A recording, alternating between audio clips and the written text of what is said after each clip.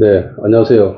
예, 또 오늘 또 우리 정주진 박사님을 모시고 또 소련의 군정기에 평양을 진주한 국가보안부 즉 MGB 북한 지부에 대해서 또 이야기를 계속 나눠 보도록 하겠습니다. 그 국가보안부 북한 지부가 북한에 이제 그 진주를 할 때 설립이 될 때, 북한 소련군이 진주하고 나서 설립이 될 때, 1945년 9월 거기에 대해서 20일 날, 말씀을 해주시죠. 예, 정부 시간에 잠깐 언급했지만 1945년 9월 21일 날 그 일본 네. 소련 대장하나 했던 발라사노프를 이 사람이 이제 그 동부가 전문가인데 한반도 전문가로서 그걸 이제 그 양반을 데리다가 MGB 북한 지부장을 임명해가지고 MGV 그 북한 지부가 창설됐는데 이 발라사노프를 한 사람은 소련 군정 기간 내내 북한에 있다가 9월 9일 날 수립되고 나서 북한을 떠났습니다. 그 떠났는데 그 당시에 북한 지부 내부 실정에 대해서는 그 MGB 북한 지부 요원들을 누가 중심이었는가 하면은 제소 한인 2세. 제소 한인 2세. 네. 그러니까 1947년도에 스탈린이 우리 그 교포들을 강제 이주시키죠, 중앙아시아로. 강제 이주되고 이런 사람들이 태어난 사람들이 2세들. 이런 사람들이 이제 중심으로 해가지고. 말하자면은 친소가 됐다. 판단되는 사람들을 그다 이제 MGB 요원을 뽑았는데 그 사람 중에 김이노렌치라는 사람이 있습니다.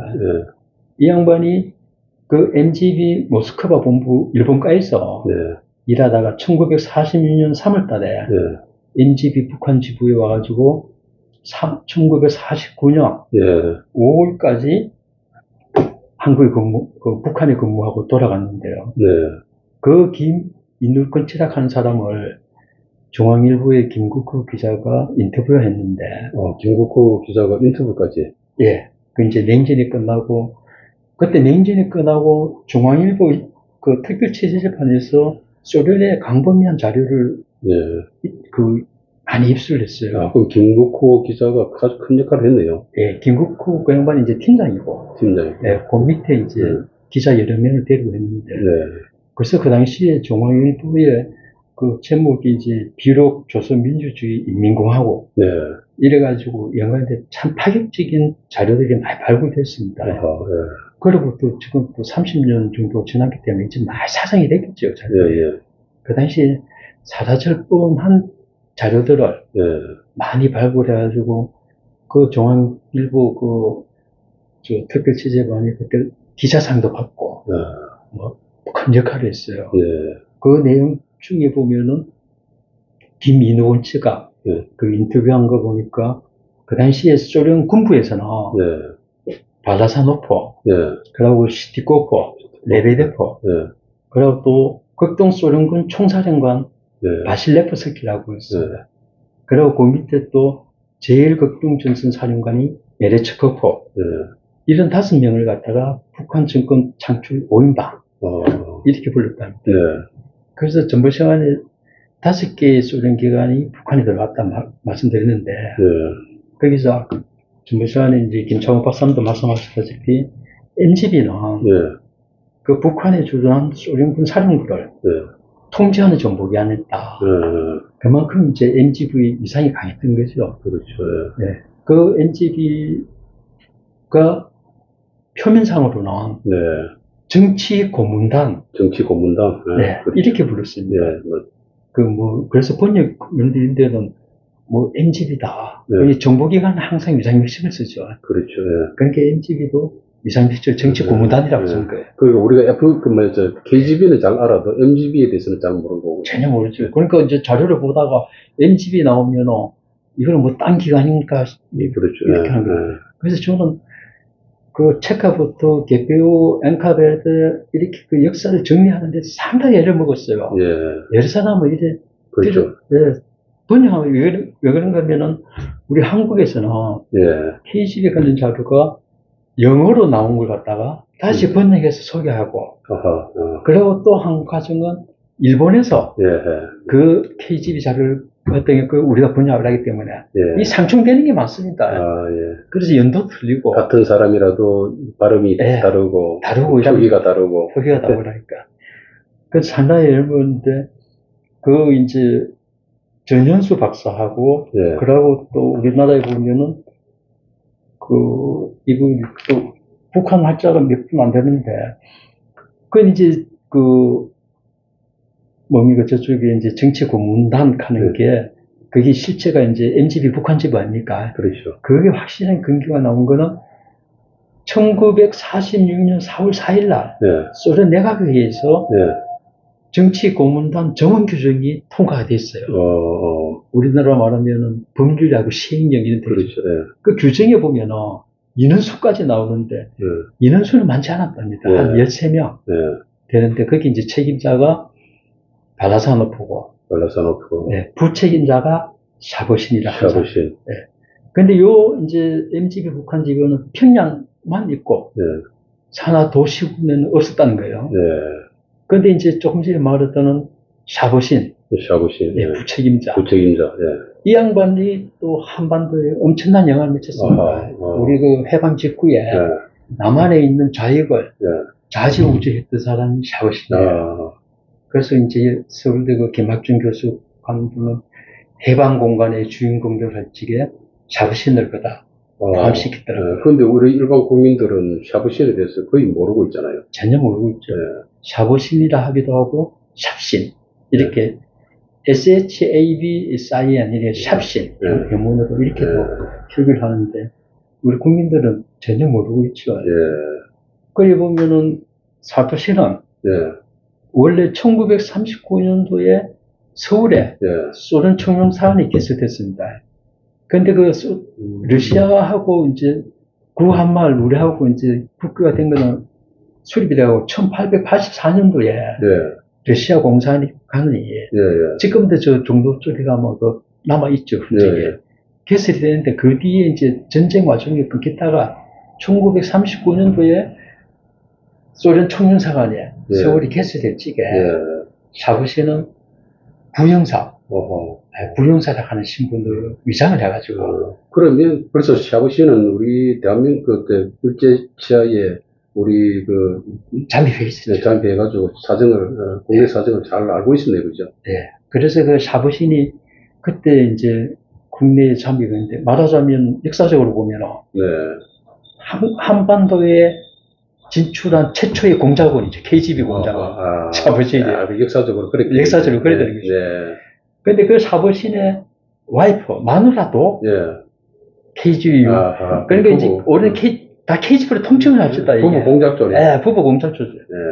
그래 그 마누라 이름은 파냐 샤브시나 또 뭐 샤브신 굴리코와 이렇게 이제 불리는데 이 샤브신의 와이프는 그 서울 총영사관의 도서실장으로 신부를 위장해가지고 샤브신이 첩보를 수집해오면 정리해서 모스크바로 날리는 역할을 한 거예요.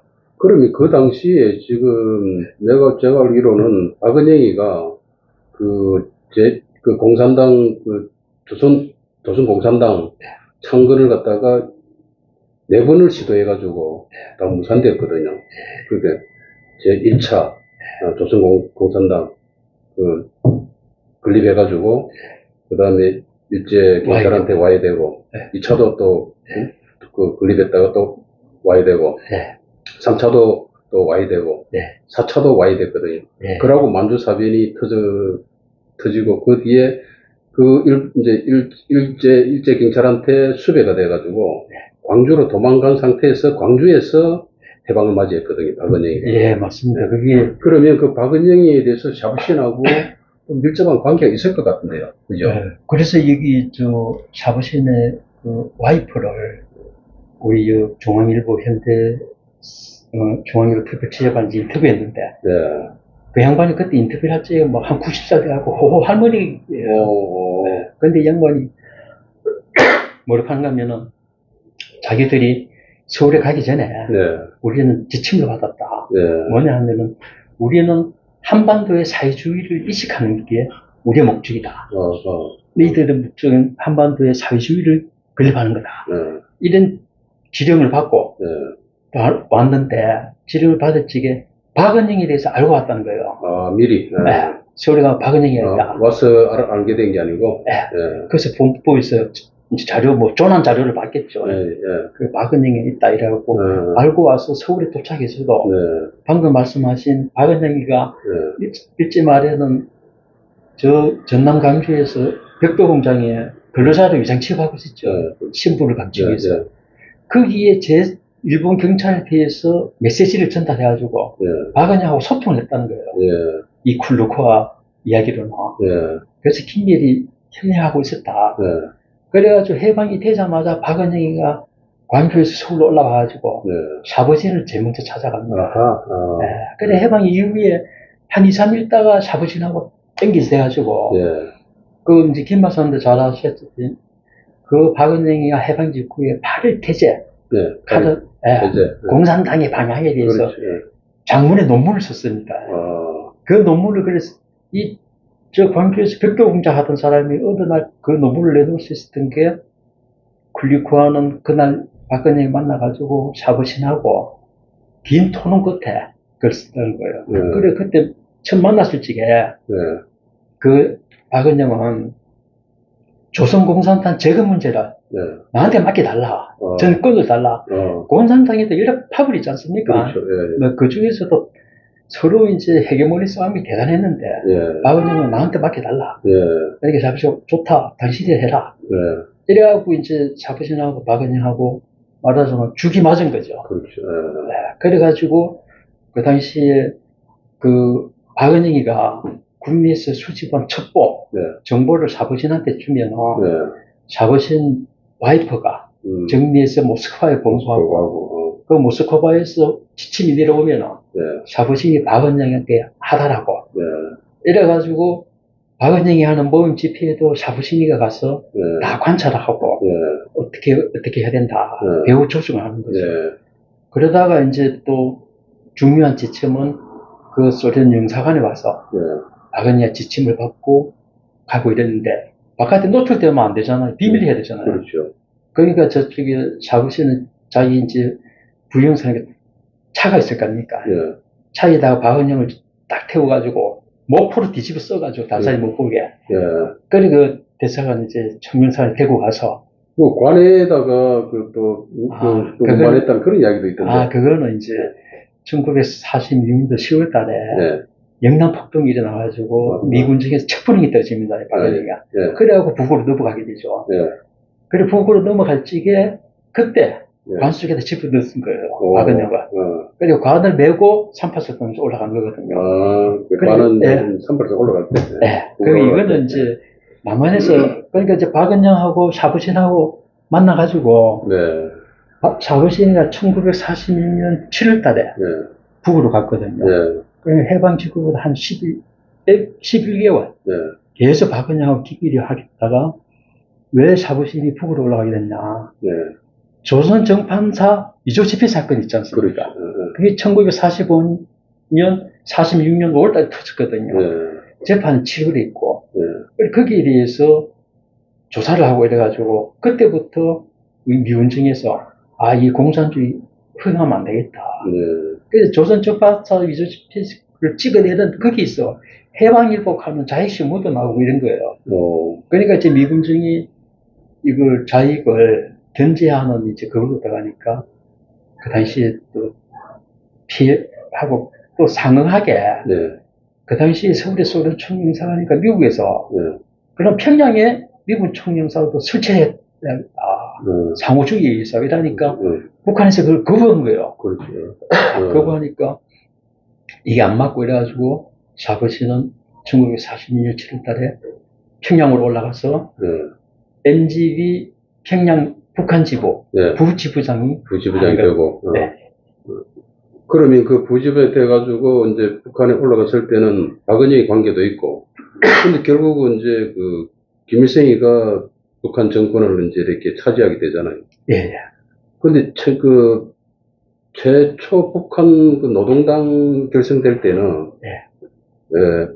김일성이가 그 위원장이 아니고 김두봉이라는 그 한글학자, 그 주식의 선생의 제자라고 하는데 김두봉 선생이 그 위원장이고 김일성이가 부위원장 되고 있던 그런 자기가 정권을 김일성이가 정권을 잡기 전에 그런 그 관계가 또 있더라고요. 근데 거기서 그러면 김두봉이도 제거하고 그다음에 박은영이도 제거하는 그런 과정에서 김일성이하고 이제 샤브시안하고 지금 MGB 하고 이런 관계가 아주 미묘한 작용이 있을 것 같은데 그거는 어떻게? 그거는 다음 시간에 다음 시간에 말씀드리는데 왜 그런가 이게 우리가 소련 정보기관에 그 북한 유입을 설명하는데 그 김일성 박은영 관계는 다음 시간에 따로 그렇죠. 자세히 좀 설명을 드리겠습니다. 그거 재밌을 것 같아요. 네, 알겠습니다.